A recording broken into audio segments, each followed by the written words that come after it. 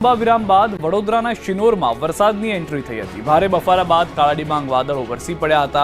સાંજ પડતા જ ધોધમાર વરસાદ પડ્યો। ઠંડા પવનના સુસવાટા સાથે વરસાદ વરસતા રોડ પાણી થઈ ગયા, જેથી વાતાવરણમાં ઠંડક પ્રસરી। તો વરસાદના પગલે ખેડૂતોમાં પણ ખુશી જોવા મળી। અત્યાર સુધીમાં રાજ્યમાં સરેરાશ 64%થી વધુ વરસાદ વરસ્યો। રાજ્યમાં ચાલુ ચોમાસુ સિઝનમાં સાર્વત્રિક વરસાદના પરિણામે 11 ઓગસ્ટ સુધીમાં સરેરાશ 64%થી વધુ વરસાદ નોંધાયો છે, જેમાં સૌથી વધુ 68.69%થી વધુ વરસાદ દક્ષિણ ગુજરાતમાં, જ્યારે પૂર્વ મધ્યમાં 66.54%, ઉત્તર ગુજરાતમાં 66.21%, કચ્છમાં 65.13%, જ્યારે સૌરાષ્ટ્રમાં 56.31% સરેરાશ વરસાદ નોંધાયો છે। સાર્વત્રિક વરસાદના પરિણામે સરદાર સરોવર સિવાય રાજ્યના કુલ 206 ડેમમાંથી 52 ડેમ હાઈ એલર્ટ એટલે કે 70થી 100% વચ્ચે ભરાયા છે, જ્યારે 25 ડેમ એલર્ટ પર તેમજ 26 ડેમ વોર્નિંગ પર મૂકવામાં આવ્યા છે। રાજ્યની જીવાદોરી સમાન સરદાર સરોવર ડેમમાં હાલમાં તેની કુલ ક્ષમતાના 75%થી વધુ જળસંગ્રહ ઉપલબ્ધ છે।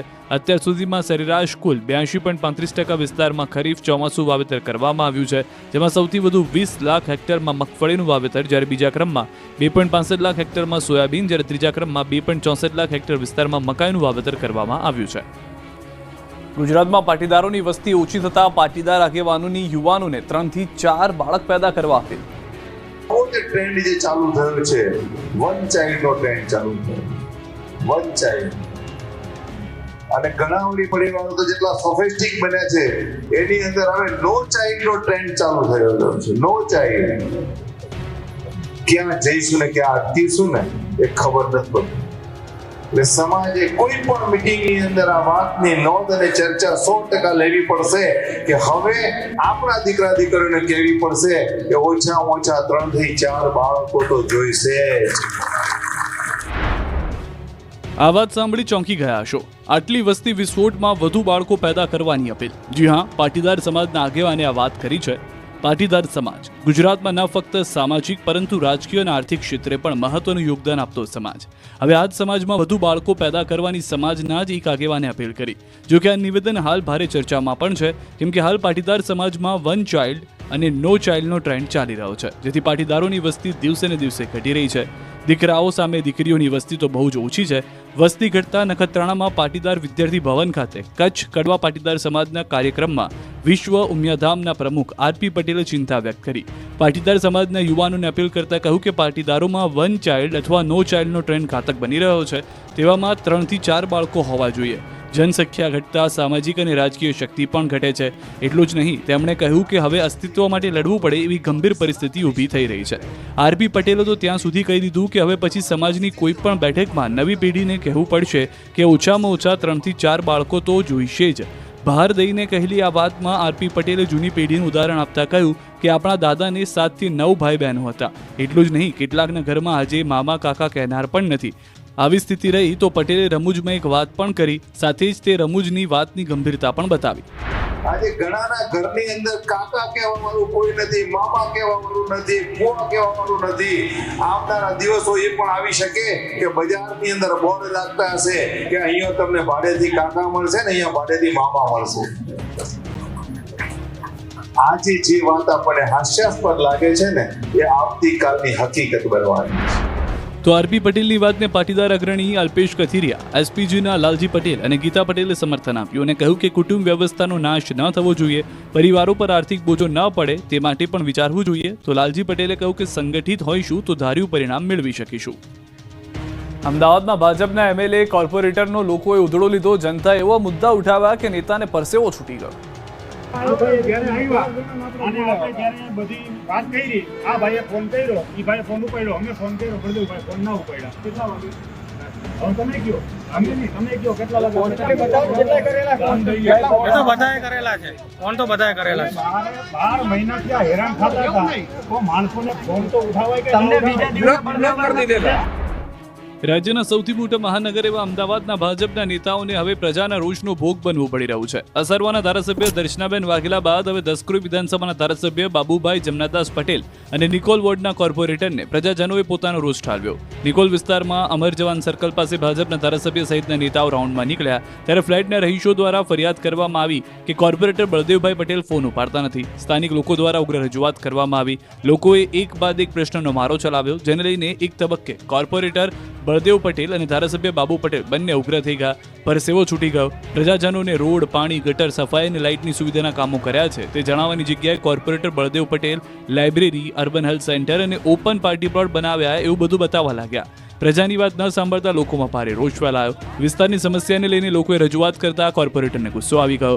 ડંફાસો મારવા લાગ્યા. ત્યાં સુધી કહી દીધું કે તમે કઈ પાર્ટીના છો, જેને લઈને લોકોમાં વધારે રોષ ભભૂક્યો. ધારાસભ્યને તો રજૂઆત સાંભળીને જ પરસેવો છૂટી ગયો. જોકે બાદમાં ધારાસભ્યએ સ્થાનિકોને કામગીરી થવાનું આશ્વાસન આપતા મામલો થાળે પડ્યો હતો. આમ છતાં ભાજપ કાઉન્સિલર બળદેવ પટેલે બચાવ કર્યો. નાના કામોની રજૂઆત કરી, પરંતુ એમને કોઈ ઈરાદાપૂર્વક આ વિડીયો બનાવ્યો છે. બાકી અમે કોઈ અશોભનીય વર્તન અથવા કોઈ અપશબ્દ ક્યાં બોલ્યા નથી અને ખોટો વિડીયો અમારી સામે બનાવ્યો છે. ટેરિફના વિરોધમાં અમરેલીમાં ભાજપના નેતાઓએ અમેરિકન વસ્તુઓની હોળી કરી. અમેરિકાની વસ્તુઓનો બહિષ્કાર કરવા માંગ. અમેરિકન પ્રેસિડેન્ટ ડોનાલ્ડ ટ્રમ્પ દ્વારા ભારત પર આકરા ટેરિફ લગાવવામાં આવ્યા છે. 25% ટેરિફ લાગુ કરાયા બાદ વધુ 25% ટેરિફ લગાવવાની જાહેરાત કરી છે, જેની સામે હવે ગુજરાત અને ભારતમાંથી વિરોધનું સૂર ઉઠવાનું શરૂ થયું છે. અમરેલીમાં ભાજપ નેતા અને સહકારી આગેવાન દિલીપ સંઘાણીની હાજરીમાં શહેરીજનોએ ટ્રમ્પના આકરા ટેરિફનો વિરોધ કરવા અમેરિકન વસ્તુઓની હોળી કરી. અમરેલીમાં સહકારી આગેવાન અને ઇફકોના ચેરમેન દિલીપ સંઘાણી, ભરત કાનબાર સહિતના આગેવાનોની ઉપસ્થિતિમાં શહેરીજનોએ અમરેલીના રાજકમલ ચોકમાં એકત્ર થઈ અમેરિકન વસ્તુઓની હોળી કરી વિરોધ પ્રદર્શિત કર્યો. ઇફકોના ચેરમેન અને ભાજપ નેતા દિલીપ સંઘાણીએ લોકોને અપીલ કરી કે ભારતના નાગરિકો જાગૃત થાય અને અમેરિકની કોઈ પણ પ્રોડક્ટની વપરાશ ન કરે અને એનો બહિષ્કાર કરે. ભારતની શક્તિ અને ભક્તિ બતાવીને ભારતને મજબૂર નહીં પણ મજબૂત બનાવીએ. આવનાર દિવસોમાં જો આ ટેરિફ અટકાવવામાં નહીં આવે તો આનાથી પણ વધુ આકરા પગલાં અને આંદોલનની અમરેલી ધરતી પર ઊભા કરવાની ચીમકી આપી છે. તો સુરતને ડાયમંડ ઉદ્યોગ પર અમેરિકી ટેરિફની ભારે અસર પડી. રત્ન કલાકારોમાં બેરોજગારીનું સંકટ ઊભું થયું. ડાયમંડ વર્કર યુનિયનના ઉપપ્રમુખ ભાવેશ ટાંક અનુસાર 5 લાખ કર્મચારીઓ પર અસર પડશે. ભારત સરકારે હવે વૈકલ્પિક બજાર શોધવાની જરૂર છે. સુરત અને સૌરાષ્ટ્રનો હીરા ઉદ્યોગ પહેલેથી જ મંદીનો સામનો કરી રહ્યો છે. રાજકોટમાં હાઈકોર્ટની સર્કિટ બેન્ચ માટે વકીલોનો શંખનાદ, કર્યો અનોખો વિરોધ.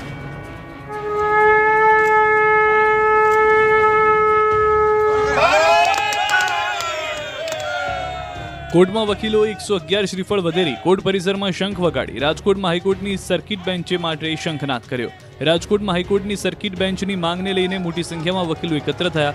અદાલતના પરિસરમાં એકત્ર થઈ વિરોધ પ્રદર્શન કર્યું. શંખ વગાડી અને નારિયેળ વધેરીને અનોખી રીતે હાઈકોર્ટની સર્કિટ બેન્ચ માટે માંગ કરી હતી. વકીલોએ સૂત્રોચ્ચાર સાથે પોતાની વર્ષોથી ચાલી રહેલી માંગને ફરીથી બુલંદ કરી. તેમની માંગ છે કે સૌરાષ્ટ્ર કચ્છ માટે હાઈકોર્ટની સુવિધા રાજકોટમાં જ ઉપલબ્ધ થવી જોઈએ, જેથી લોકોને અમદાવાદ ધક્કા ન ખાવા પડે. આ આંદોલનમાં 111 નાળિયેર વધેરી લડતની નવી શરૂઆત કરવામાં આવી હતી. બાયડના વાત્રકમાં મહાવીર નર્સિંગ સ્કૂલે યુનિફોર્મના નામે લૂંટ કરતા એબીવીપી દ્વારા વિરોધ પ્રદર્શન. બાયડના વાત્રકની મહાવીર નર્સિંગ સ્કૂલે લૂંટફાટ શરૂ કરી છે. યુનિફોર્મના નામે વાલીઓને લૂંટવાનું શરૂ કર્યું. 5000 રૂપિયા યુનિફોર્મ પેટે લેવામાં આવતા હોવાના આક્ષેપ થયા. ઉપરાંત એડમિશન માટે પણ મોટા પાયે ડોનેશન લેવામાં આવતું હોવાનો આક્ષેપ થયો. આ અંગેની જાણ થતાં એબીવીપીના કાર્યકરો સ્કૂલ ખાતે પહોંચ્યા. સ્કૂલે પહોંચી વિરોધ પ્રદર્શન કર્યું. હલ્લાબોલ કરી નારેબાજી કરી. શિક્ષણના દલાલો સામે કાર્યવાહી કરવાના નારા લગાવ્યા. સાથે જ 2021થી વધુ ફી વસૂલાતી હોવાનો આક્ષેપ કરી આ ફી વિદ્યાર્થીઓને પરત આપવા માંગ કરી હતી. સાબર ડેરીના પશુપાલકોને બાકી નીકળતો ભાવ ફેર ચૂકવાશે. 995 રૂપિયાનો ભાવ વધારો સાધારણ સભામાં મંજૂર. પશુપાલકોના ઉગ્ર વિરોધ પ્રદર્શન બાદ સાબર ડેરીએ વાર્ષિક દૂધના ભાવમાં વધારો જાહેર કર્યો, જેને લઈને સાબર ડેરીની 61મી સાધારણ સભા મળી, જેમાં ડેરીએ નક્કી કરેલો 995 રૂપિયાનો ભાવ વધારો મંજૂર કરાયો. પશુપાલકોને કુલ 653 કરોડનો ભાવ વધારો અપાયો છે, જેનો લાભ 3.5 લાખ પશુપાલકોને થશે. અગાઉ વાર્ષિક સરેરાશ ભાવ 960 રૂપિયા જાહેર કરાયો હતો અને હવે પ્રતિ કિલો ફેટનો વાર્ષિક સરેરાશ ભાવ 995 રૂપિયા જાહેર કરવામાં આવ્યો. એટલે કે સાબર ડેરી અગાઉ કરેલી જાહેરાતમાં 35 રૂપિયાનો વધારો કર્યો.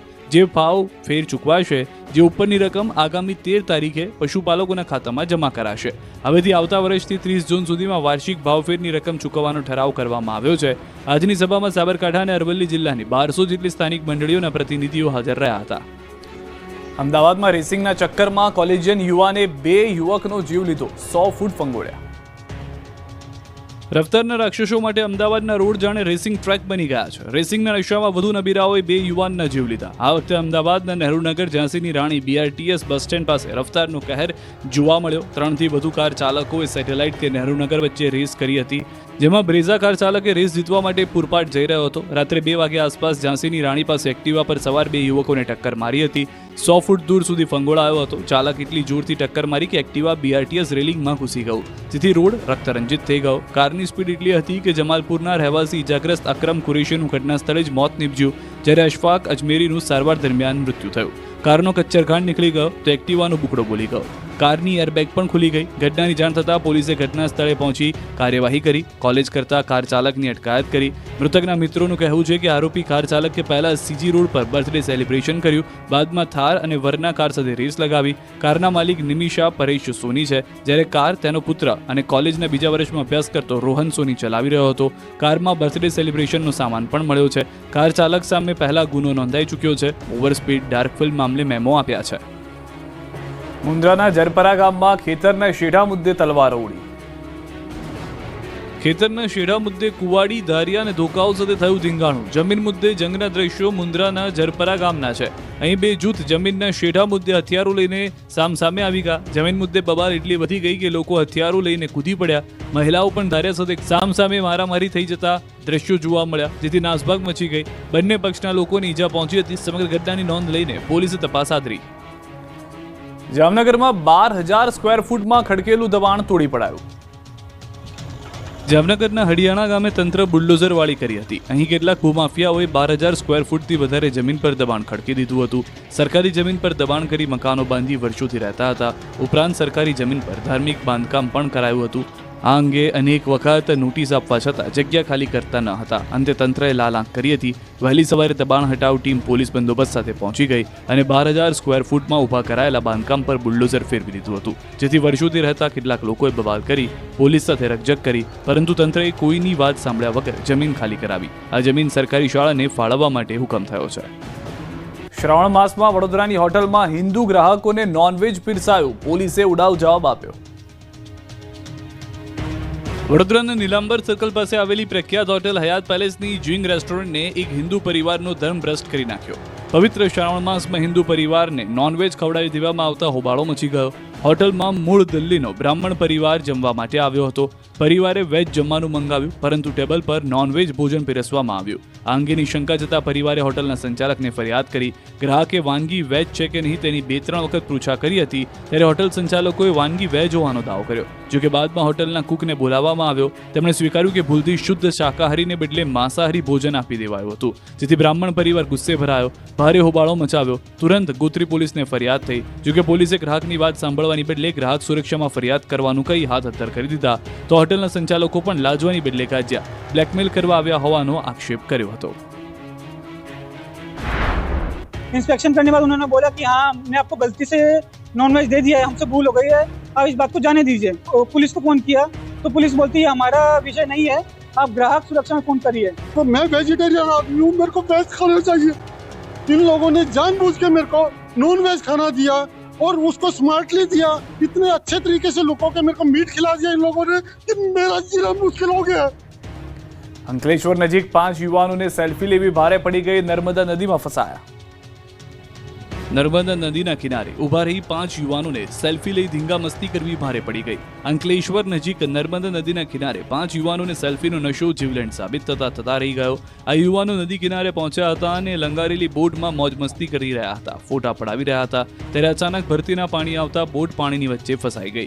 યુવાનોના જીવ જોખમમાં મુકાયા. આ અંગેની જાણ થતાં સામાજિક કાર્યકર ધર્મેશ સોલંકીએ તરત જ અન્ય નાવિકોને જાણ કરી. નાવિકો તાત્કાલિક ઘટના સ્થળે પહોંચ્યા અને નદીના પાણીમાં તરીને નાવડી સાથે 5 યુવાનોને સુરક્ષિત બહાર કાઢ્યા હતા. 100 ફૂટ ઊંડા બોરવેલમાં પડેલા 9 વર્ષના બાળકનું કરાયું દિલધડક રેસ્ક્યુ. જુઓ ઓપરેશન જિંદગી. 12 ઇંચથી વધુ પહોળા અને 100 ફૂટ ઊંડા બોરવેલમાં પડેલા બાળકને કંઈક આ રીતે હેમખેમ બહાર કાઢવામાં આવ્યો. રામ રાખે તેને કોણ ચાખે કહેવતને સાર્થક કરતો કિસ્સો બન્યો છે કચ્છના રાપર તાલુકાના ઉમૈયા ગામે, જ્યાં ખેતરમાં એક શ્રમજીવી પરિવારનો 9 વર્ષનો બાળક તેના મિત્રો સાથે રમી રહ્યો હતો. દોડાદોડી કરી રહ્યા હતા, ત્યારે રમતા રમતા બાળક બોરવેલ પાસે પહોંચ્યા. બોરવેલ પથ્થરથી ઢાંકેલો હતો. પથ્થર ખસેડીને અંદર જોવાની ઉત્સુકતામાં અચાનક રાકેશ નામનો બાળક બોરવેલમાં ગબડી પડ્યો. તેના સાથી મિત્રો ગભરાઈને તરત જ ઘરે દોડી ગયા અને વડીલોને જાણ કરી. આ સમાચાર મળતા જ ખેતમજૂરી કરતા શ્રમજીવી પરિવાર અને સમગ્ર ગામમાં ચિંતાનો માહોલ ફેલાઈ ગયો. આ ઘટનાની જાણ થતાં ગ્રામીણોએ ગભરાયા વગર સંયમ અને સમજદારી દાખવી તેઓએ તાત્કાલિક બોરવેલ પાસે પહોંચી બાળક સાથે વાતો કરવાનો પ્રયાસ કર્યો. રાકેશને રડવાનો અવાજ સાંભળીને તે જીવિત હોવાની ખાતરી થઈ, જેથી બચાવ કામગીરી શરૂ કરવામાં આવી. ગ્રામજનોએ ધીમેથી એક મજબૂત રસ્સો બોરવેલમાં નાખ્યો અને બાળકને શાંતિથી સમજાવ્યો કે તે રસ્તાને પકડી લે. બાળકે રસ્સો પકડી લીધા બાદ ગ્રામજનોએ ધીમે ધીમે તેને સલામત રીતે બહાર કાઢ્યો. આ દરમિયાન પરિવારજનો અને ગ્રામજનો માતાજીની પ્રાર્થના કરતા પણ નજરે પડ્યા. ગ્રામજનોની ત્વરિત અને સૂઝબૂછભરી કાર્યવાહીથી તેનો આબાદ બચાવ થયો. ચમત્કારિક બચાવમાં બાળકને ફ્રેક્ચર જેવી સામાન્ય ઇજાઓ સિવાય કોઈ ગંભીર નુકસાન થયું નથી. બાળકને નવજીવન મળતા પરિવારજનોએ રાહતનો શ્વાસ લીધો. સેકન્ડોમાં 5 થી 6 ચોરે જાફરાબાદમાં 11 લાખની કરી ચોરી. માત્ર ગણતરીની સેકન્ડમાં 5 થી વધુ તસ્કરોએ સોસાયટીમાં ઘૂસી 8 મકાનના તાળા તોડી લાખોની ચોરી કરી. તસ્કરના આતંકના દ્રશ્યો અમરેલીના જાફરાબાદના છે. લુણાસપુર ગામે સિન્ટેક્સ કંપનીની કોલોનીમાં તસ્કરો ત્રાટક્યા હતા. તલવાર જેવા ઘાતક હથિયારો સાથે આવી એક બાદ એક 8 મકાનના તાળા તોડી નાખ્યા હતા. ઘરમાં પ્રવેશીને 11 લાખથી વધુની ચોરી કરી નાસી ગયા હતા. રોકડ, સોના ચાંદી અને દાગીનાની ચોરી કરી હતી. સવારે લોકોને જાણ થતાં દહેશત ફેલાઈ હતી. પોલીસને જાણ કરી હતી. આ તરફ સુરતના અડાજણ વિસ્તારમાં જૈન મંદિરમાં 2 તસ્કર ત્રાટક્યા હતા. મૂર્તિ પર લગાવેલા આભૂષણની ચોરી કરી ફરાર થઈ ગયા હતા. દ્રશ્યોમાં જોઈ શકાય છે કે 2 તસ્કર અંદર પ્રવેશે છે અને દાગીનાની ચોરી કરે છે. ચોરોને ઝડપવાની પોલીસે કવાયત શરૂ કરી છે. આ તરફ ઉનાના એસટી ડેપોમાંથી મોબાઈલની ચોરી. ઉનાના એસટી બસ સ્ટેન્ડમાં એક ચોર મોબાઈલની ચોરી કરતા કેમેરામાં કેદ થયો. દ્રશ્યોમાં જોઈ શકાય છે કે એક શખ્સ બસ સ્ટેન્ડના બાકડા પર બસની રાહ જોઈને સૂતો છે. તે બાજુના બાકડા પર બેઠેલો વ્યક્તિ ઊભો થાય છે અને મુસાફરને જાણ પણ ન થાય એ રીતે ખિસ્સામાંથી મોબાઈલ ઉઠાવી ભાગી જાય છે. પોલીસે સીસીટીવીના આધારે તપાસ આદરી છે. કચ્છના નલિયાના વાયરોની શાળામાં છતમાંથી પોપડા પડ્યા. બાળકોનો જીવ જતા જતા બચી ગયો. કચ્છની સરકારી શાળાઓમાં એક તરફ શિક્ષકોની ઘટ છે, બીજી તરફ ગામડાઓની શાળાઓ જર્જરિત બની છે. બાળકોની માથે મોત ઝળુંબી રહ્યું છે. કચ્છના નલિયાના વાયોર ગામ બાળકોના જીવ જતા રહી ગયા છે, કેમ કે ગામના પ્રાથમિક શાળા જર્જરિત બની ગઈ છે. છતમાંથી સળિયા ડોક્યું કરી રહ્યા છે, ત્યારે શાળાના કમ્પ્યુટર લેબ રૂમમાં છતમાંથી પોપડા પડ્યા હતા, જેથી કમ્પ્યુટર સહિતના સાધનોને નુકસાન થયું. જોકે શાળામાં રજા હોવાથી બાળકો પરથી ખતરો ટળ્યો, જાનહાનિ ટળી. આ એક શાળા નહીં, પરંતુ અબડાસામાં મોટાભાગની સરકારી શાળાઓ જર્જરિત છે. અનેક રજૂઆત કરવામાં આવી, પરંતુ કોઈ કાર્યવાહી થતી નથી. ભરૂચમાં સંગઠન મજબૂત કરવા માટે કોંગ્રેસે કરી કવાયત. આવનારી 2027ની નગરપાલિકાની ચૂંટણીને ધ્યાનમાં રાખી કોંગ્રેસ કમર કસી રહી છે. ભરૂચમાં કોંગ્રેસ દ્વારા સંગઠન સૃજન અભિયાનનું લોન્ચિંગ કરવામાં આવ્યું. લોન્ચિંગ બાદ શહેરના તમામ વોર્ડમાં તબક્કાવાર રીતે કોંગ્રેસ સમિતિના સભ્યો સાથે બેઠક યોજવાની શરૂઆત કરવામાં આવી. દરેક વોર્ડમાં કાર્યકર્તાઓનું સક્રિય નેટવર્ક ઊભું કરી ચૂંટણીની તૈયારી હાથ ધરવાનો સંકલ્પ કરવામાં આવ્યો. શહેરમાં આ અભિયાનનું સત્તાવાર લોન્ચિંગ વોર્ડ નંબર 1 થી કરવામાં આવ્યું, જ્યાં સ્થાનિક કાર્યકરો અને આગેવાનોની હાજરીમાં ઉત્સાહભેર કાર્યક્રમ યોજાયો. આ લોન્ચિંગ બાદ શહેરના તમામ વોર્ડમાં તબક્કાવાર રીતે કોંગ્રેસ સમિતિના સભ્યો સાથે બેઠક યોજવાની શરૂઆત કરવામાં આવી છે. વડોદરામાં બ્રિજ તૂટ્યા બાદ વૈકલ્પિક સુવિધા ન કરાતા લોકોએ કર્યો વિરોધ. વડોદરાનો ગંભીરા બ્રિજના 2 કટકા થયાને 1 મહિનાથી પણ વધુ સમય થઈ ગયો છે, ત્યારે આણંદથી વડોદરાને જોડતા રસ્તા માટે કોઈ વૈકલ્પિક વ્યવસ્થા કરવામાં આવી નથી, જેથી ઉદ્યોગમાં કામ કરતા લોકોને કલાકનો ફેરો ફરવો પડે છે. જેને લઈને મુજપુર જિલ્લા પંચાયતના સદસ્યો તેમજ સરપંચ વડોદરા કલેક્ટર કચેરી આવેદનપત્ર આપવા પહોંચ્યા. ગંભીરા બ્રિજ રિપેર કરી 2 વ્હીલર ચાલકો માટે શરૂ કરવા માંગ કરી. ગંભીરા ગામના સરપંચે કહ્યું કે નોકરિયાતોને મુશ્કેલી થઈ રહી છે. આણંદથી પાદરા જવામાં સમયનો વેડફાટ થાય છે. 45 કિલોમીટરનો ફેરો ફરવો પડે છે. 5000 જેટલા 2 વાહન ચાલકો નોકરિયાતોને થઈ રહી છે મુશ્કેલી. આણંદથી પાદરા પહેલા 15 મિનિટમાં પહોંચી જતા હતા, હવે 2 કલાકનો સમય થાય છે. ત્યારે કુંભ મેળા સમયે ગંગા નદીમાં વૈકલ્પિક પુલ બની શકતું હોય તો મહીસાગર નદી પર કેમ નહીં તેવો સવાલ ઉઠ્યો છે. સંતરામપુરમાં આઝાદીના આટલા વર્ષે પણ વિકાસ જોડીમાં. મહીસાગરમાં સંતરામપુરના ગોઠીવડા ગામના લોકો આજે પણ પ્રાથમિક સુવિધાથી વંચિત છે. ગામમાં આજે પણ પાકો રસ્તો નથી. ગામમાં 3 કિલોમીટરનો રસ્તો ન બનતા લોકોને હાલાકી ભોગવવી પડે છે. રસ્તો એટલો ખરાબ છે કે 108 એમ્બ્યુલન્સ ગામમાં આવી શકતી નથી, જેથી આઝાદીના આટલા વર્ષે પણ દર્દીને ખાટલામાં લઈ જવામાં આવે છે. ગામવાસીઓ સરપંચ સાથે મળી ગાંધીનગર સુધી રજૂઆત કરી, પરંતુ ગામના 150 ઘરના લોકો આજે પણ વિકાસની રાહમાં બેઠા છે. હવે રસ્તો ન બન્યો તો ગ્રામજનોએ ચૂંટણી બહિષ્કારની ચીમકી ઉચ્ચારી છે. સૌરાષ્ટ્રના લોકમેળાની તૈયારીઓ શરૂ થઈ ગઈ. રાઇડ માટે વિવિધ ટીમો કામે લાગી. સૌરાષ્ટ્રના સૌથી મોટા અને લોકપ્રિય એવા રાજકોટના લોકમેળાને લઈ તૈયારીઓ પૂરજોશમાં ચાલી રહી છે. દર વર્ષની જેમ આ વર્ષે પણ રેસકોર્સ ગ્રાઉન્ડ ખાતે 14 થી 18 ઓગસ્ટ દરમિયાન આ ભવ્ય લોકમેળો યોજાશે. મેળાના આયોજનને આખરી ઓપ આપવામાં આવી રહ્યો છે. સાતમ આઠમના લોકમેળા સમગ્ર ગુજરાતમાં પ્રખ્યાત છે. આ લોકમેળો માત્ર મનોરંજનનું કેન્દ્ર જ નહીં, પરંતુ સૌરાષ્ટ્રની સંસ્કૃતિ અને કલાનું પ્રતિબિંબ પણ છે.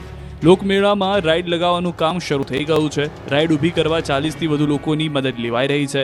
આ વર્ષે પણ મેળામાં વિવિધ સાંસ્કૃતિક કાર્યક્રમોનું આયોજન કરવામાં આવ્યું છે, જેમાં સૌરાષ્ટ્રના ઉભરતા કલાકારોને પોતાની કલા પ્રદર્શિત કરવા માટે એક મોટું મંચ મળશે. આ કલાકારો પોતાની આગવી શૈલી અને પ્રતિભાથી લોકમેળામાં ચાર ચાંદ લગાવશે.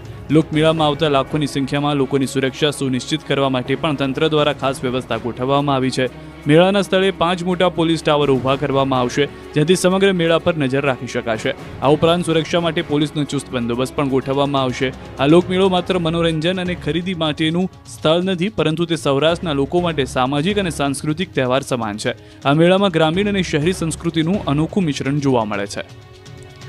સુરેન્દ્રનગર મહાનગરપાલિકા દ્વારા દર વર્ષની જેમ ચાલુ વર્ષે સુરેન્દ્રનગર તેમજ વઢવાણ ખાતે જન્માષ્ટમીના લોકમેળાનું 5 દિવસનું આયોજન કરાયું છે.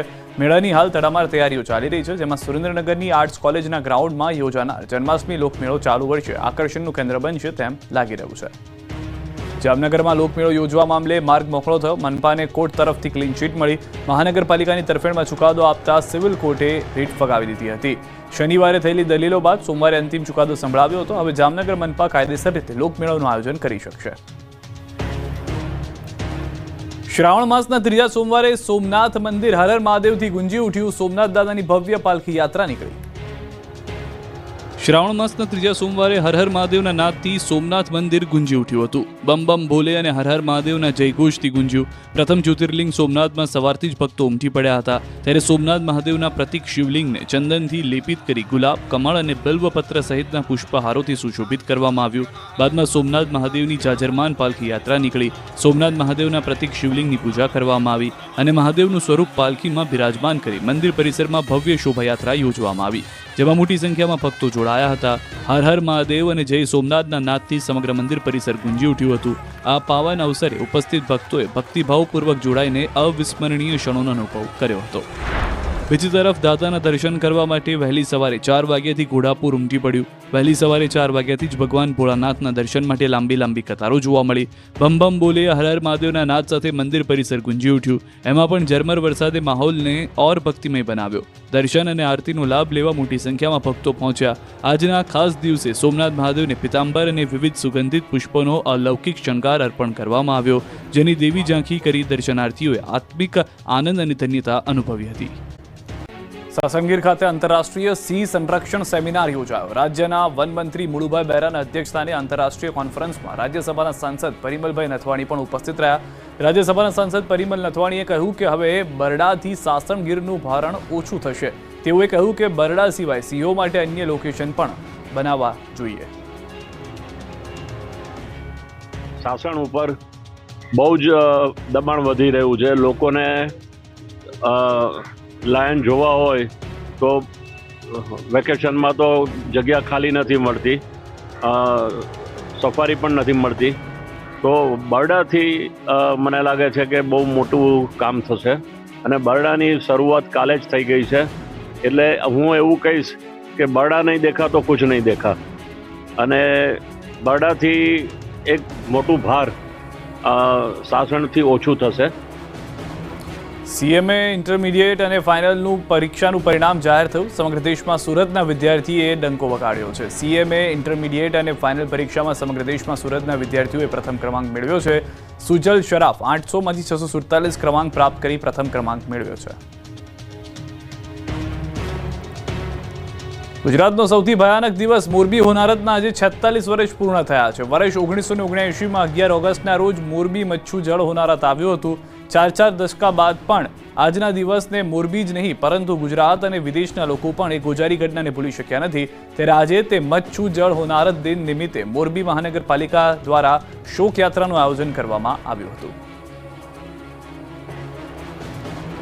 બનાસકાંઠામાં પોલીસ પર હુમલો કરનારનું સરઘસ કાઢ્યું. આ એ જ આરોપીઓ છે જેમણે બનાસકાંઠામાં પોલીસ પર હુમલો કર્યો. બનાસકાંઠા જિલ્લાના ભાભર પોલીસ કોન્સ્ટેબલ પર હુમલો કરનાર આરોપીઓ પોલીસે ધરપકડ કરી લીધી છે. બાદમાં આરોપીઓનું રિકન્સ્ટ્રક્શન કરાયું. રક્ષાબંધનના દિવસે નગરપાલિકાના કર્મીને માર મારતા હોય છોડાવવા જઈ રહેલા પોલીસ કોન્સ્ટેબલ વિક્રમ ચૌધરી પર હુમલો કરી માર મારી મોબાઈલ લૂંટ્યો હતો. 4 આરોપીઓને ભાભર પોલીસે ગણતરીની કલાકોમાં ઝડપીને ભાભરની મુખ્ય બજારમાં સરઘસ કાઢ્યું હતું. લોકોમાં ખોફ દૂર કરવા આરોપીઓનું બજારમાં તેમજ ભાભર હાઈવે ઉપર ફેરવી ઉઠક બેઠક કરાવી. વરઘોડો કાઢવામાં આવતી વખતે આરોપીઓ આરોપીઓને ચાલવાના પણ ફાંફા પડ્યા હતા. આરોપીઓને પોલીસે કાયદાનું ભાન કરાવ્યું.